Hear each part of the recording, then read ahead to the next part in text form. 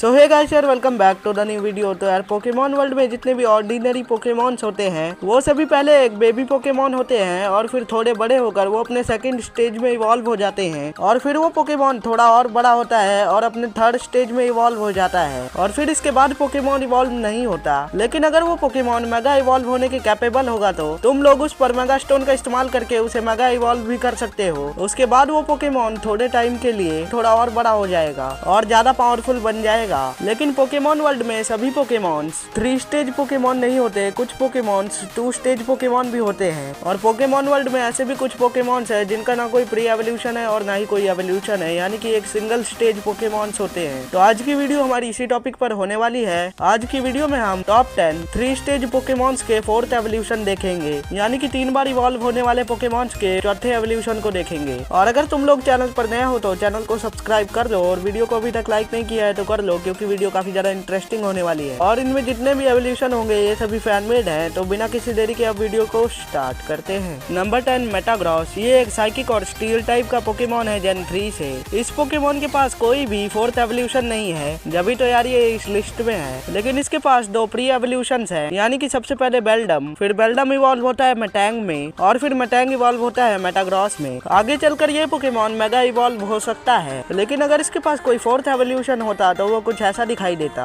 Metagross के पास 4 टांगे हैं, लेकिन इसके इस स्टेज में इसके पास 6 टांगे हैं। बाकी इसके इस 4th एवोल्यूशन में इसकी टाइपिंग चेंज की जा सकती है, जैसे कि इसकी साइकिक टाइप को हटाकर इसको फाइटिंग टाइप दी जा सकती है। नंबर 9 निडोकिंग। ये पोकेमॉन एक पॉइजन और ग्राउंड टाइप का पोकेमॉन है जेन 1 कैंटो से। इस पोकेमॉन की एवोल्यूशन लाइन में सबसे पहले आता है मेल निडोरैन, जो कि इवॉल्व होता है निडोरिनो में और फिर ये पोकेमॉन फाइनल स्टेज निडोकिंग में इवॉल्व होता है। वेल, इस पोकेमॉन का डिजाइन काफी खतरनाक है, लेकिन इसके पास जब भी कोई मेगा एवोल्यूशन नहीं है और ना ही कोई 4th एवोल्यूशन है। लेकिन अगर इसके पास कोई 4th एवोल्यूशन होता तो वो कुछ ऐसा दिखाई देता। वेल, इस पोकेमॉन का नाम नीडो ग्रेट किंग ऐसा कुछ रखा जा सकता है। Number 8 Nido queen. ये भी जेन 1 की एक पॉइजन और ग्राउंड टाइप पोकेमॉन है और इस पोकेमॉन का भी पहला स्टेज है नीडोरैन, लेकिन मेल नहीं फीमेल। वेल, इन दोनों पोकेमॉन्स यानी नीडो क्वीन और नीडो किंग की एवोल्यूशन लाइन का लॉजिक कुछ इस तरह से है कि अगर एक मेल नीडोरैन होगा तो वो सिर्फ नीडोरिनो में ही इवॉल्व होगा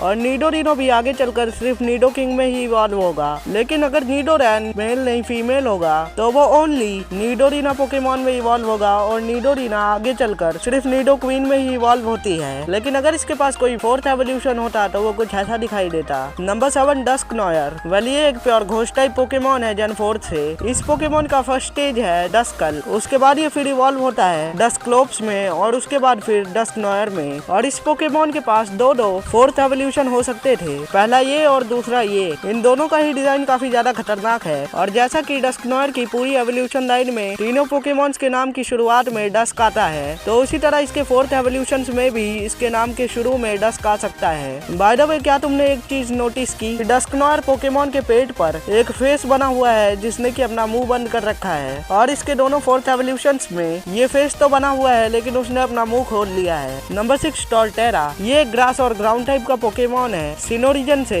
ये एक स्टार्टर पोकेमॉन है और इसका फर्स्ट स्टेज है टर्टविग, जो कि आगे चलकर इवॉल्व होता है ग्रोटल में और ग्रोटल इवॉल्व होता है टॉर्टेरा में। वेल, ये एक स्टार्टर पोकेमॉन है लेकिन इसके पास भी कोई मेगा एवोल्यूशन नहीं है, लेकिन इसका 4th एवोल्यूशन होता तो कुछ ऐसा दिखता, जो कि सही में काफी ज्यादा खतरनाक लग रहा है। नंबर 5 फरेलिगेटर। ये एक जेन 2 जोटो का एक प्योर वाटर टाइप पोकेमॉन है। ये पोकेमॉन ऐश के पास भी हो सकता था। अब मैं था क्यों बोल रहा हूँ, क्योंकि ऐश के पास एक टोटोडाइल था जो कि इवॉल्व होता क्रोकोनो में और फिर क्रोकोनो इवॉल्व होता फरेलिगेटर में। वेल, इस पोकेमॉन के पास ऐसा एक 4th एवोल्यूशन हो सकता था, जो कि काफी ज्यादा सही लग रहा है। नंबर 4 लक्सरे।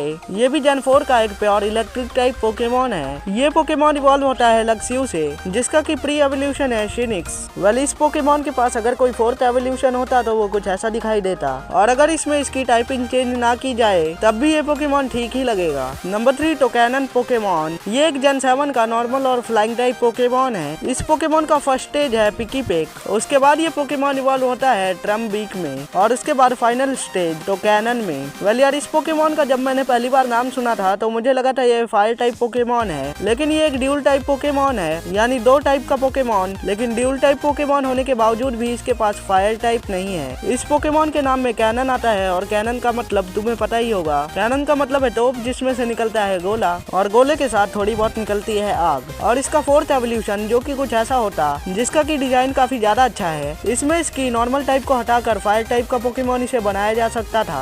नंबर 2 चार्मैंडर। ये एक फायर और फ्लाइंग टाइप का पोकेमोन है जर्मन कैंटो से। इस पोकेमोन का फर्स्ट स्टेज है चार्मैंडर जो कि इवॉल्व होता है चार्मिलियन में और चार्मिलियन इवॉल्व होता है चार्जार्ड में। वेल इस पोकेमोन के पास 2 मेगा एवोल्यूशंस भी हैं और अगर इसके पास कोई फोर्थ एवोल्यूशन होता तो वो कुछ ऐसा दिखाई देता। और तुम लोगों को पता ही होगा पोकेमोन वालों ने इसके साथ बहुत बड़ी नाइंसाफी की है कि इसे ड्रैगन टाइप नहीं दी है, तो ये कमी इसके फोर्थ एवोल्यूशन में पूरी हो सकती थी। हालांकि ड्रैगन टाइप इसके मेगा चार्जर एक्स फॉर्म में भी है, लेकिन इसका ये फोर्थ एवोल्यूशन भी ड्रैगन और फायर टाइप का हो सकता था जो कि सही में बहुत ही ज्यादा खतरनाक लग रहा है। वेल जैसा कि चार्जर की एवोल्यूशन लाइन में सभी के नाम के आगे यानी चार्जर की एवोल्यूशन लाइन में इसके तीनों स्टेजेस के नाम के शुरुआत में 4 आता है, यानी कि चार्मैंडर, चार्मिलियन और चार्जार्ड। तो इस पोकेमोन के नाम के आगे 4 आ सकता है। वेल तुम्हें अगर इसका कोई नाम सही लग रहा हो तो तुम कमेंट में बता सकते हो। Number 1 Pikachu.